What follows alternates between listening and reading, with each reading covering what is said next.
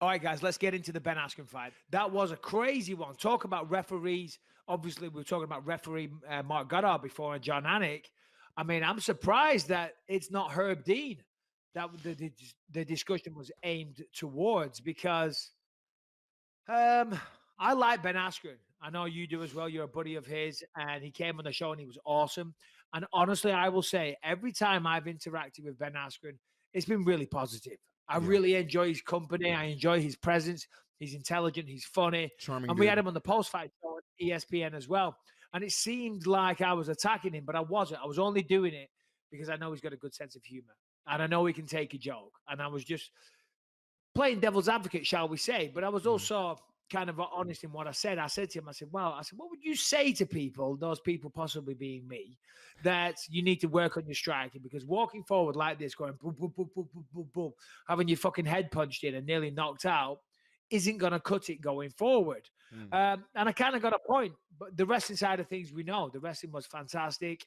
He tried to take Robbie down. Robbie hoisted him up in the air, slammed him on his head. Wow. Kind of got a good position.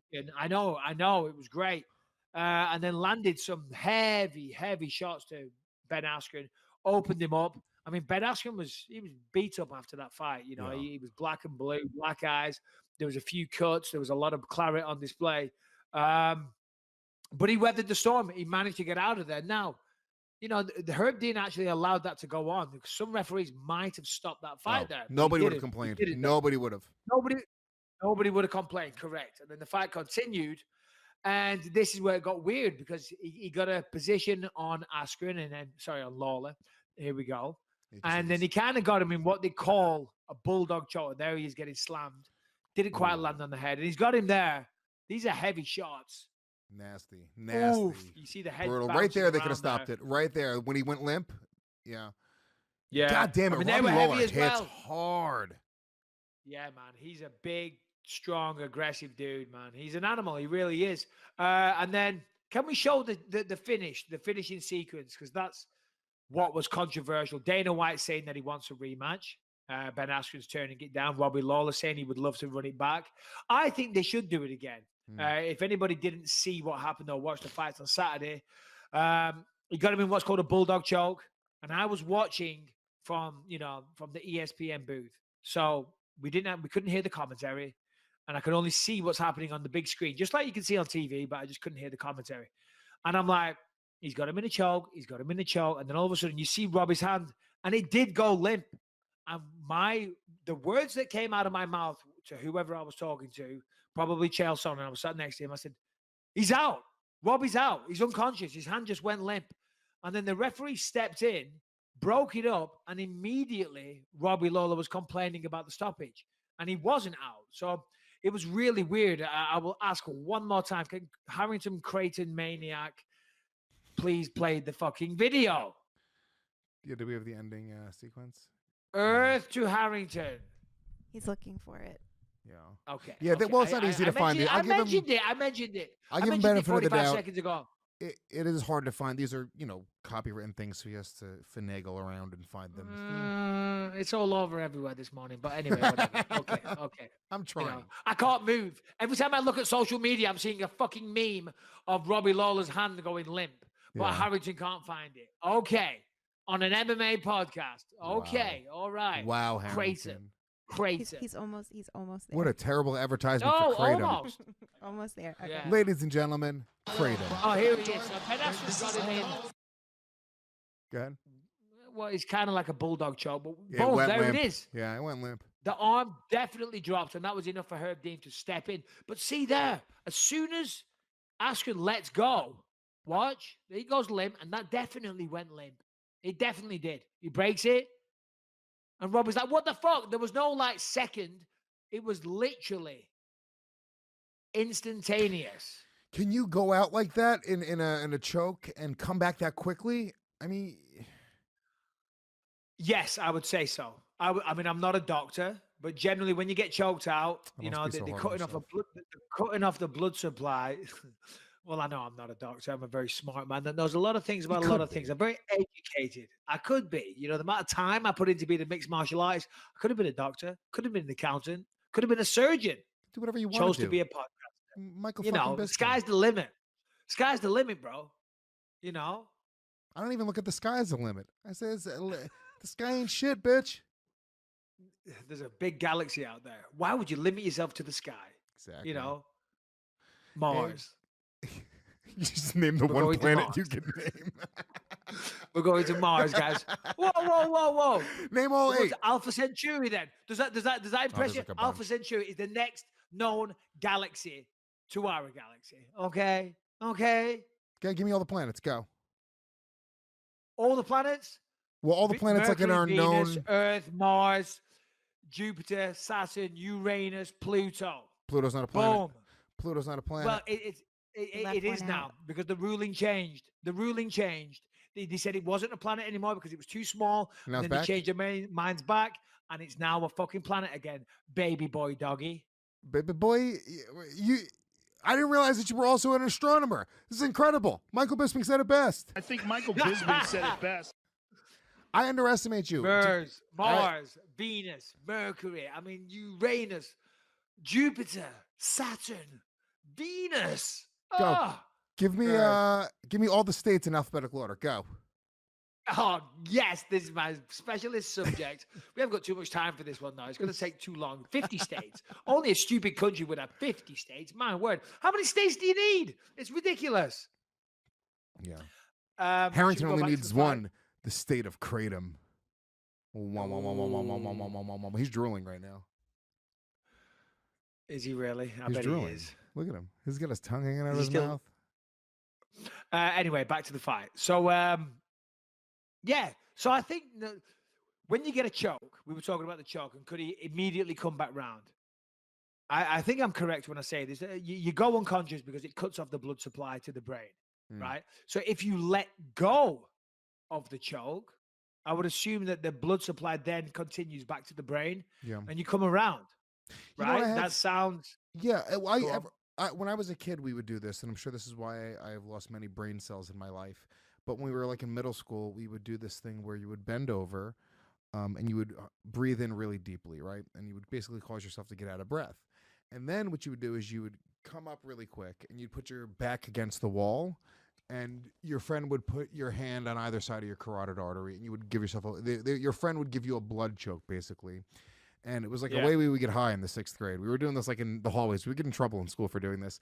And we would basically give ourselves a blood choke, and you would pass out, and then sometimes your head would hit the ground. That happened a lot. But a lot of the times you would just lightheaded for a second and almost pass out and then straighten up really quick. And it's like maybe what it was Robbie was almost out, and then just in that moment, adjusted his neck and sort of got some blood back to his brain. But it seems like he was out, and because of that, I feel like Herb Dean made the right call. And in fact, it shines a light on how good Herb Dean is. Whoa. Because in that moment, he's looking out for the safety of the fighter, and he's making a split-second decision. And in that second, I'm telling you right now, everyone in the world looked at that and was like, "Oh shit, he's out." And I agree. And I agree because listen, if a fighter sees, if the referee sees a fighter go out, the fight's over. It has to stop. That's why sometimes you see, due to strikes, somebody gets hit, they go unconscious. Here's Rebecca to make a little appearance. Not just a cup of tea, babe, not coffee. Oh, we got a light. We got a light. Anyway, no, you see a fighter get knocked out, and then one punch will bring you back round. You get knocked out with one punch. The second punch brings them back to life. Yeah. But still, the referee stops the fight. You're still done. You know what I mean? You can't just leave it like that. Don't direct it anywhere else, babe. That's perfect. Thank you, darling. Well, I think Robbie Lawler said, I did see the interview afterwards, and he was being a class act. He didn't complain about it. Did he admit to being unconscious, or does he deny that? Harrington, say what he said, because I did see him saying about him giving Herb Dean the thumbs up, but what did he say? What he said was he knew that he wasn't going to be able to work his hand. Like, with his hand, he wasn't going to be able to work out of the choke, so he just put it by his side. And Herb came over and was checking on his hand. He said he gave him the thumbs up, and he was fine. But because of the choke, it was covering his mouth and his ears, so he couldn't hear him, and he couldn't respond to any commands or anything. Yeah, so no, I saw him say that as well. Now, it makes sense that he couldn't hear Herb Dean, of course, because he's got bigger fish to fry. He's getting fucking choked out. And if you are about to lose consciousness, maybe the hearing doesn't work too well, and one arm was smothering the ear and all the rest of it. But I've still got an issue with the way the arm dropped, if I'm honest. I mean, I would like to see the fight again because there was controversy. I understand. That was Ben awesome. Askren saying, "Oh yeah, it was an awesome what was it, like 90 seconds, 2 minutes, whatever." Fuck it. But it was awesome. So Well, the no, same reason we but- don't want to see Kamaru versus Tyron because it was kind of boring. You're like, but it's like, all right, well, this one there's like some controversy around it. You're like, well, why not run it back? You know, Ben Askren afterwards did what he should have done. Yeah. No, but from Ben Askren's perspective, Ben Askren says, "Listen, I never wanted to face Robbie in the first place. He's one of his favorite fighters." He said he's always been a fan of him and respects him as a fighter, knows he's a tough challenge. He said, "But I didn't want to fight him. But it's like that's who the UFC matched me up with. Then okay, I'll take it." He said, "Now I've done that. I've been in there. I beat him. I choked him out unconscious." He said, "You're going to offer me him a second time? I pass." He said, "I pass." You know, and I understand his logic because from his perspective and from Herb Dean's perspective, and what even you're saying right now, Robbie Lawler went unconscious. So he caused him to go unconscious. He fought someone that he's a fan of, and he doesn't want to waste time and do another training camp because that's part of the issue as well. You're going to train for these fights. He's going to go off to a 2-month training camp, and let's say he beats him again just to be in the same position he's in now. You know what I mean? So the And only also person with that Tyron gains out of losing- that is Robbie Lawler. And also with Tyron losing and them being close friends, I mean, now he's sort of in a position where 1 or 2 big wins, he's right there as well. People will forget about the controversy. It'll just be a W on his record, and it won't, 2 or 3 fights from nobody will ever even, talk about that. Oh, big controversial win over Robbie Lawler. I understand. I said to Askren on Saturday night as well. I said, obviously, Tyron is a very close friend of yours, and you train together for the fight and all the rest of it. I said, I get that.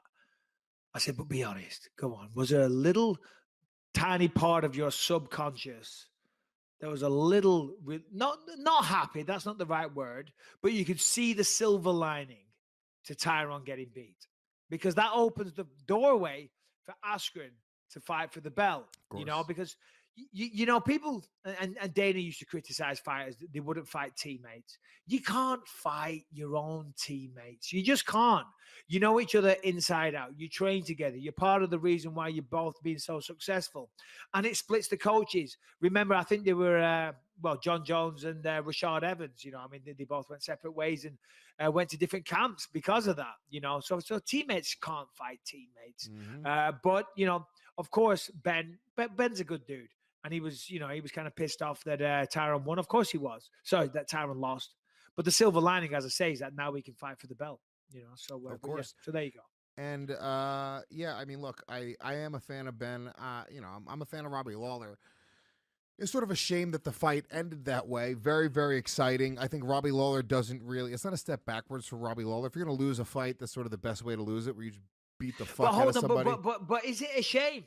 Is it the way the fight ended that was the shame? Because had he choked him out in that bulldog choke, which he did, had Robbie gone unconscious, which apparently he did, and then when the referee said break and Ben Askren let go, and Robbie drops like Machida did after John Jones, would that be a shame? No, everyone would be like, that's fucking awesome. Yeah. You know what I mean? It's only a shame, and it's only controversial now because Robbie sprung up right to his feet and said, what the fuck, I was fine. Yeah. But honestly, the way that arm went limp, and this will be our final word on it because we spent enough time on this fight. The way that arm dropped, he looked unconscious. Let's just talk about real fast Fulton and Rourke. I love this company. Do you know what most women appreciate? It's a man who smells good. You know what nobody appreciates? A guy that you can smell from the other room, kind of like Harrington.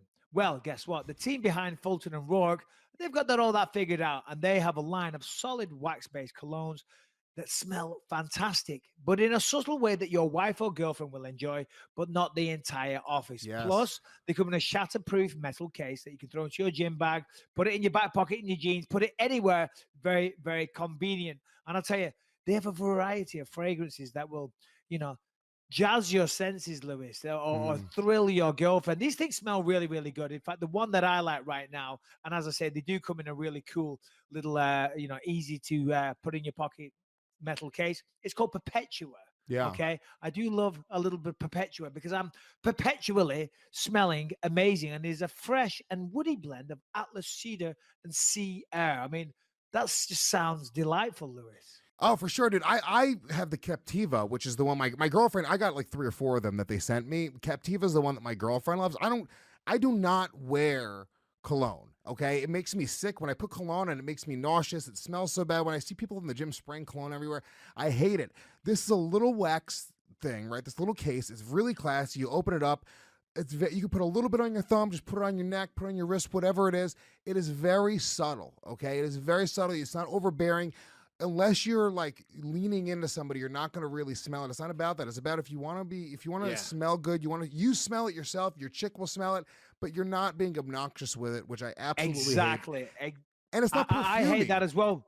I can't. No, of course, because I've said it before, when you get into an elevator with somebody and they've just sprayed perfume, it's far, far too much. The only way somebody's going to know that you're wearing this is when they get close enough to you and you're like, oh, you smell nice. And I'm telling you, if you give these a try, they do smell fantastic. They're very, very subtle. They're very nice scents. They're very, very tasteful. And of course, we've got a great offer for you. So, Lewis, tell them all about the amazing deal that we have. So right now, go to Fulton and Rourke. That is FULTON ANDROARK. Fulton and Rourke, ROARK.com. And use the promo code BYM when you check out. You save 15% off your entire purchase. They have a bunch of products there. I'm very, very, very much recommending these colognes. It's a great gift as well. If you have a friend's birthday coming up, uncle's birthday coming up, brother, cousin, whoever it is, your boyfriend, girlfriend, whatever it is, this is a great gift. Go to FultonandRourke.com right now. Spend a little bit of cash because this is really, really worth it.